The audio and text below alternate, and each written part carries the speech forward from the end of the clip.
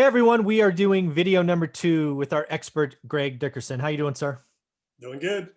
Excellent, folks. So we just completed round 1, which is talking about the opportunities that are ahead of us in 2021, why we should be excited, where to look, all of that great stuff. If you want to know where to look and you haven't seen the video yet, do yourself a favor and watch it. Greg points at lots of areas where you can make some money next year. That was a lot of fun, Greg. Thank you. Yeah, it was a good conversation.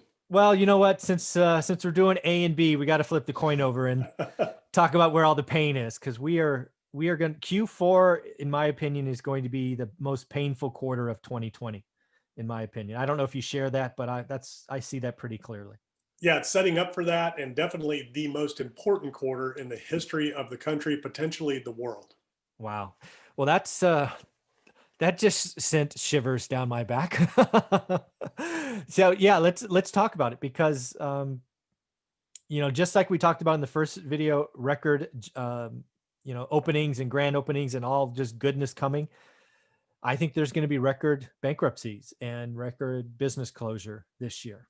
Is that what you're Yeah, thinking? it's still getting ugly. So, wherever there's a problem, there's an opportunity. On the other side of the sun, set, there's a sunrise. And so we still have real issues in front of us. We still have, pandemic on the rise pretty much all across the world. The question is, how bad is it going to get? Are we going to face shutdowns again, worse than we saw in March? Because the only way to get rid of something like that is you got to shut down completely. I'm not advocating for it. I'm just saying, Yeah.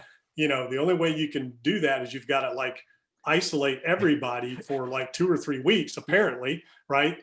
For this thing to go away, then you need vaccine and treatments for it not to come back. So you can't shut the entire world down. Everybody in the world stay in your house for 3 weeks and then hope that this thing goes away. So that just isn't going to happen. But you're seeing, Italy, Spain, UK talk about lockdowns, quarantine, flat out, everybody's closed. So that's coming out of their mouths.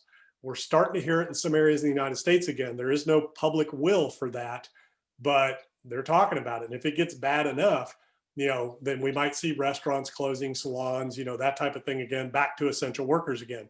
So there is talk that we're heading back in that direction.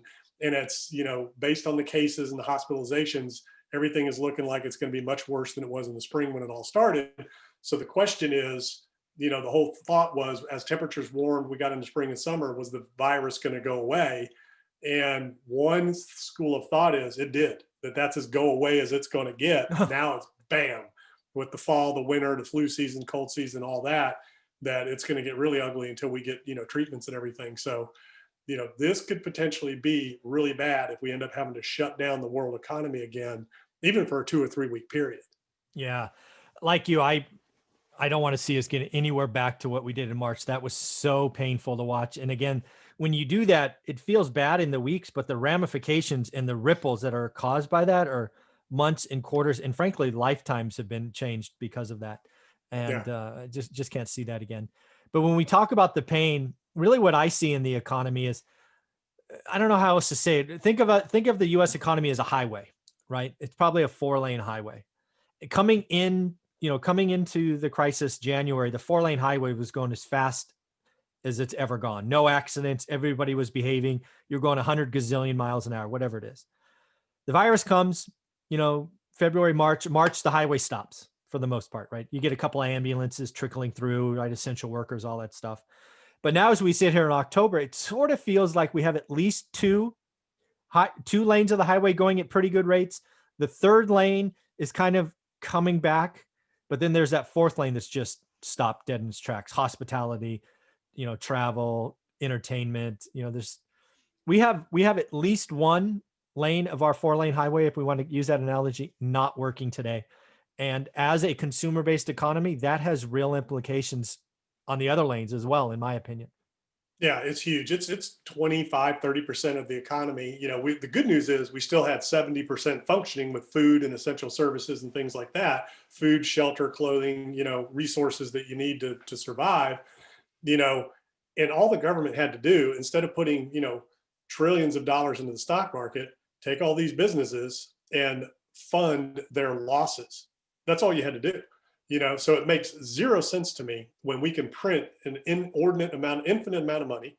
You can print it, Okay. And you can put it in the bank accounts of all these businesses to keep them open, whether they're having customers or not, just so they're surviving. I mean, that's kind of what you have to do in order to replace what happened. The problem now is we're so far down the road, so many businesses have closed that have never reopened. A lot of those people are either unemployed or entering, the workforce, aren't going to be able to reopen those businesses. They really missed the boat there with an opportunity to, you want to see a V-shaped recovery. We never would have missed a beat if the government just would have stepped in and said, wait a minute, businesses, we're going to fund your receipts, your gross revenues. We're just going to replace that with printed money. I mean, that's all they got to do, push a button, boom, your bank account goes where it normally is to keep the economy going. So, it'll be interesting to see if they try to take an approach like that moving into the fourth quarter, which I don't think they will, because they don't understand what they really need to be doing. It's not unemployment insurance. It's not any of that. Fund the businesses, replace the receipts that they're missing, the sales that they're missing, the revenues that they're missing. That's what keeps everything going and keeps it moving forward. In exchange for that, you got to keep people on staff and all that, so that you can't just, the owners don't just pocket it themselves. So there's got to be some requirements there, but that would have been a V-shaped recovery. And, had this been a short-lived thing, we could have come back a lot quicker, but it never was. You and I talked from the beginning, this is 18 to 24 months back in March before we see any kind of real recovery. Yeah. So when we think about this 4-lane highway being kind of shut down, there's real pain there. And I think you're right. I think most of the pain, just given the decisions that have been made, are going to be at the small and medium-sized business. It's kind of like why the opportunities are going to come. The strip mall is going to have half as many tenants. Hotels, no occupancy. It's kind of the opposite of what we just went through with the opportunities, right? That's where most of the pain is. Yeah, yeah. And, hotels are starting to come back. I mean, the people that I've talked to in the business, they were at 10, 20% occupancies. They've been running in the 50s in general in a lot of the business districts like a DC, New York, places like that, some areas. All the resort places were doing extremely well, but now we're coming into the off season. So, they're gonna be doing their normal off season thing. It's going to be real interesting to see what the fourth quarter is going to look like and where the Fed and Treasury are going to step in to fill the gap. Yeah, well, I think again, based on the decisions, they made a choice to affect asset prices, right? Mm-hmm. Stock market and real estate, for that matter. They didn't in meaningfully go after the small and medium-sized business or services, and there's no talk of it now, right? Now, they had a little bit of a loan thing with SBA and things like that. The problem is most small business owners couldn't qualify. Exactly. So you had to have good credit. You had to have, all the things that you need to qualify for a bank loan, assets, all that kind of stuff. And there's a lot of businesses that were good businesses, but they had no assets, they had no reserves, they had no credit, so they weren't able to borrow the money. So that's where they messed up. It shouldn't have been a loan. It should have been a grant. You keep your employees on staff, you keep your business going, you pay your bills, you pay your landlords, boom, we just replenish your account every month until this thing's over, and the government can do that. Yeah. Yeah. So when we think about the big pain in Q4, it makes me very nervous. Again, I think we're going to have record bankruptcies, record business closures, again, small and medium-sized business, which again, SMB it's about 50% of our economy, or at least it was.